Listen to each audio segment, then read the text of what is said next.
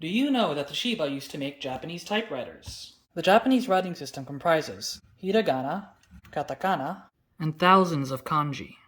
Before digital word processing, correspondence was done with typewriters. Unfortunately for Japanese, these can only type around 88 characters. Instead of using a large tray like on the Sugimoto, Toshiba arranged the characters in a sliding and rotating drum. It operates like an index typewriter where there's only one key to print the character you are pointing at. First, you would slew to the character that you want to print. Then you would press the impression key, which lifts the corresponding bar, and strikes the character into the page. This process and the drum's inertia limits you to around 1 character per second. But that's probably faster than writing kanji by hand.